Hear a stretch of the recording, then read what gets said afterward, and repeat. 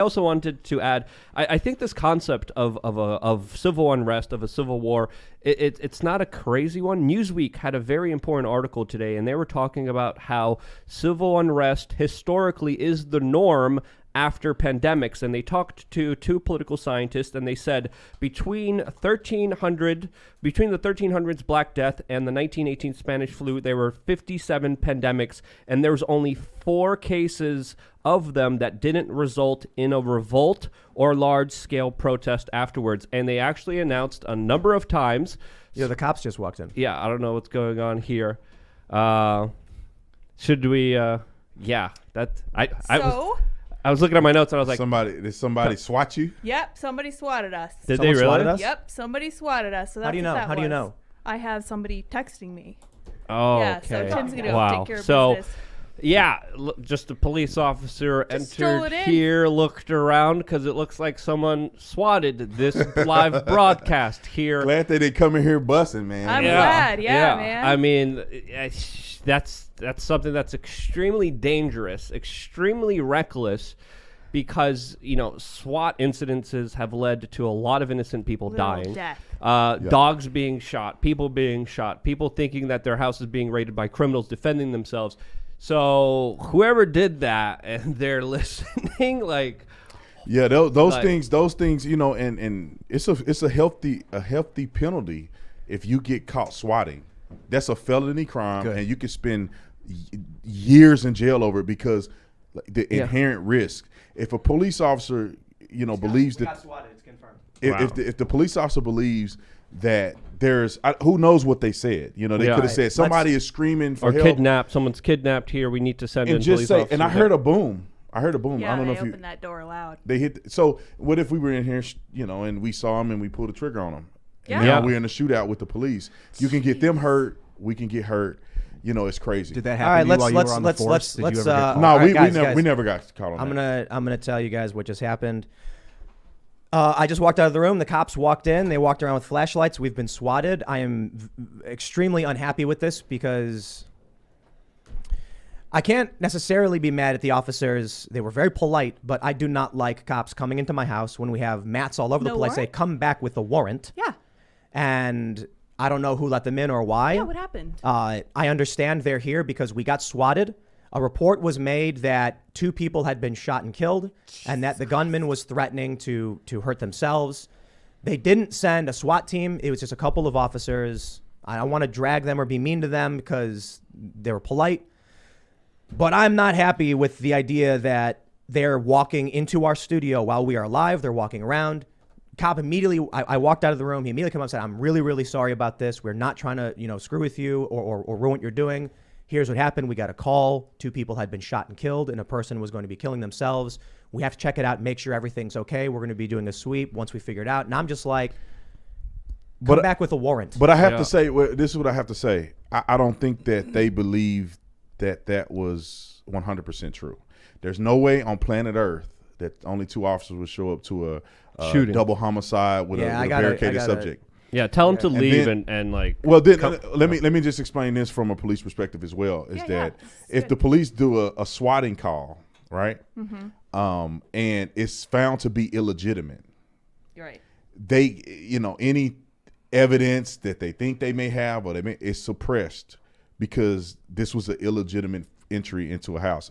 You can enter under exigent circumstances, but if it's an illegitimate exigent circumstance, there's no searching for evidence and different things like that. So I get it, but as a cop, I see how you can't just not do anything. What's the exigent circumstance? Exigent? Exigent. What's that? Exigent circumstance, meaning that it's a circumstance, circumstance in which you have to do it in a hurry. It's a right now thing. Right. That means that right now I Emergent. have to act. Emergency. It's an emergency. I think this to me is like highlights the value of local police, because when I was in Chile, I noticed it was all national cops everywhere. They all have like uniforms standing on the corner. If you get a call like this and it's only national cops, you got no one's going to be there to defend like you. what's happening At right least now, you know your neighbors. What's here. happening right now doesn't make sense. Like if I'm a cop and I'm hearing active shooting, guy with a gun shot 2 people, I'm not going to walk in here without a SWAT team, right? Yeah. Well, no, it depends, right? You got to think of, like I said, exigent circumstances. police officers have a duty to respond immediately. Right. A SWAT team takes a while to assemble. I was on a SWAT team, and we had about an hour. If it was a full call out, a hostage situation, we still had to have enough time for everybody on the team to get their equipment and get to the location. And we had to get together to a certain degree to try to figure out what tactics we're going to use. So it takes time. If there was a real call of 2 people shot, a man with a gun, they have to respond now. Right. And if those 2 officers are the only ones in the area, they have to come now. And they have to force entry, and they have to make sure everything's okay. That speaks to the bravery of law enforcement officers, because what if there was a situation like that and they were the only 2 here, and they were going to risk their lives potentially getting mowed down, shot and killed, ambushed. Right. But they had to respond anyway because there was potential loss of life that they had to rescue. I've been hearing lately that cops don't have to respond. Well, the Supreme Court has ruled many times if a police officer sees a crime happening, they do not have to intervene. That's an argument. That's an argument. That's an argument in the news. Supreme Court. That's not an argument that happens on the scene. I got news. Oh, what's the news? All right. They entered in direct. Okay, hold on. I was just running around. When they came to the door, they were told, "You may not enter without a warrant." They said, "We're entering anyway." Oh. Wow. Which is lawful. Exigent circumstances. Right. We can enter Wow, your we just property and talked search about the that. premises. Right, which is what I said. I told them, with respect, officers, I would like you to leave unless you have a warrant. And they said, "We get it. We get it. We swept the house. We're leaving." But I don't trust it. No, but that's the way. No, they this didn't is want this, to be here. this is the way it's supposed to happen, right?